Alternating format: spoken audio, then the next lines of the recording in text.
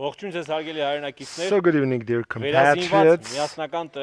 So re-equipped Joint Information Center restarts its activities. First of all, the situation in the front. Today, the whole day, during early morning, the armed forces of Azerbaijan, together with the terrorists, almost throughout the whole length of the front line, continued their offenses. The intensiveness of the battles were not very high, but in separate in certain directions they were really very high. In few places, the way they launched series of offensives using a lot of manpower and armory, and using, of course, artillery and bombarding town of Martuni. The Azeri Air Force managed to advance to a certain extent, to change the defense lines.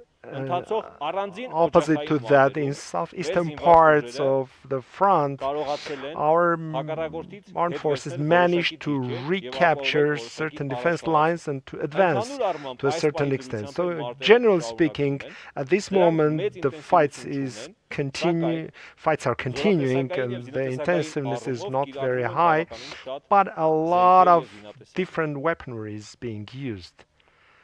Mainly, this is the situation. Now, I'll try to answer your questions.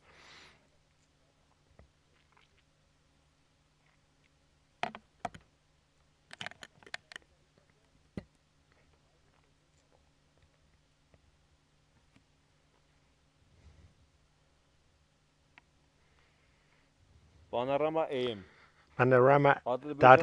So, Azeris, they temporarily control certain territories. So, what's the situation of population in those territories? Have all of them been evacuated or not? Do you have any information about these people?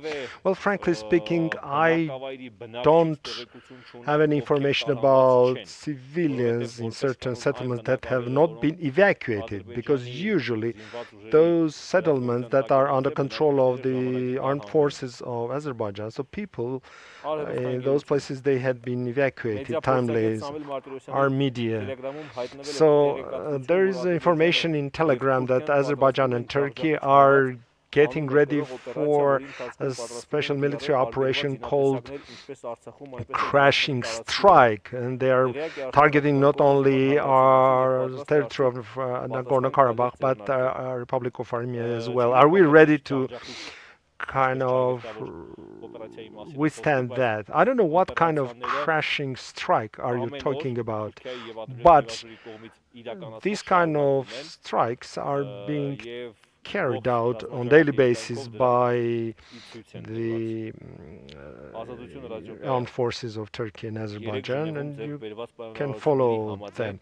Well, yesterday in Geneva there was agreement that the parties have to carry out the exchange of remains, as well as to exchange lists of prisoners of war. Is there any progress in this field? Well, first of all, I would like to say that whatever is being negotiated, whatever is being agreed upon, unless there are no full-scale verification mechanisms which our armed forces are ready to develop our proposals and our ideas about that and submit. That couldn't be any serious ceasefire. It's very important to, first of all, describe and to have mechanism using which it's possible to control the ceasefire and to see the violators and to say right up front that as aggression started by Azerbaijan. So it's been a month already.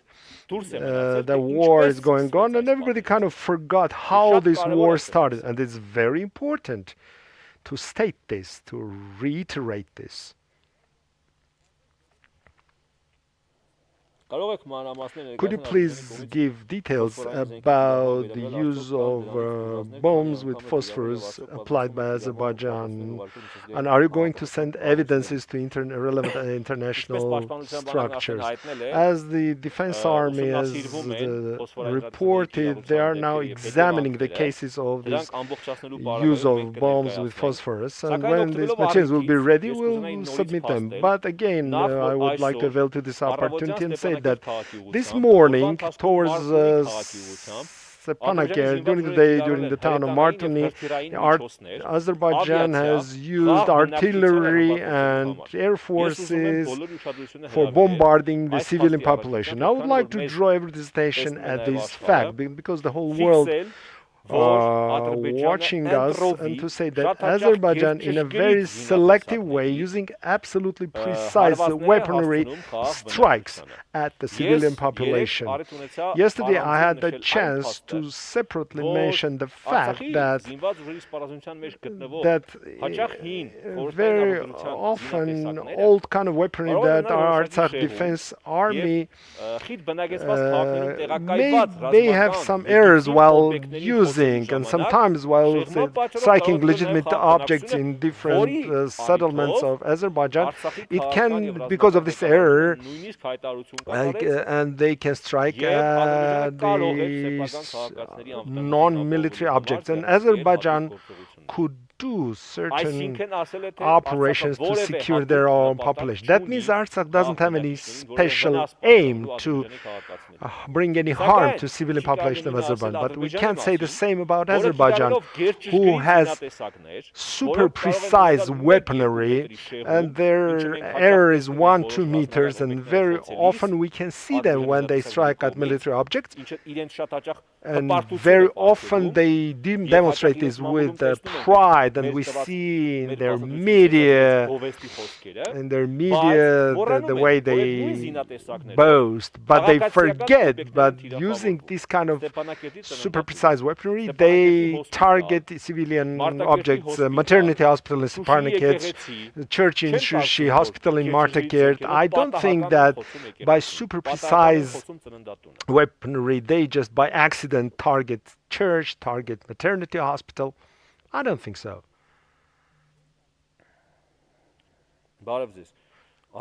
So, Aravot.am, do you have information whether these bombs with phosphorus used by Azerbaijan? Well, this is the same question, we already spoke about this.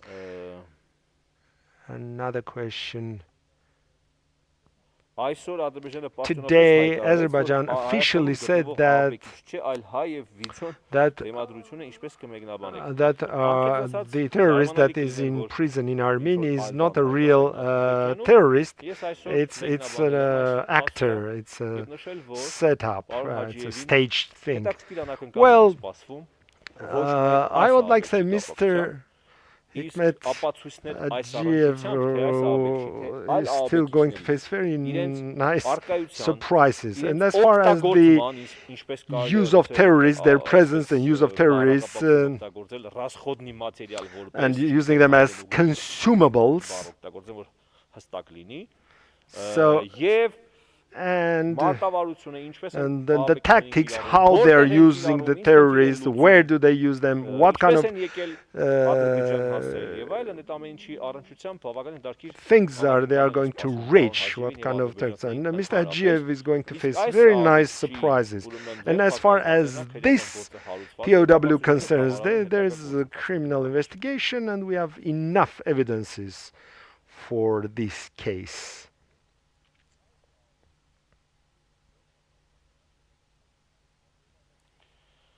Again, the question about the ceasefire, when when ceasefire is going to be realistic. I said already that our armed forces are ready. We are putting together relevant proposal about the mechanism of verification. Without this kind of mechanism, as we saw, 3-4 times at least these attempts were made. The civilized world tried to put Azerbaijan in front of this ceasefire situation, but it didn't work because there are no mechanisms of verification, as well as there is no so far very clear qualification of the aggressor. But it was said few times, and we are really grateful to those people who correctly pointed at Azerbaijan as the aggressor. Azerbaijan carries out aggression against Armenians living in Artsrun. Without this clear qualification, definition of aggression, without a clear mechanism of verification of ceasefire, there will be no ceasefire. So this much, and if there are no further questions, let me check one more time. Thank you. Follow our Joint Information Center on our platform. Follow us 24 hours. Thank you.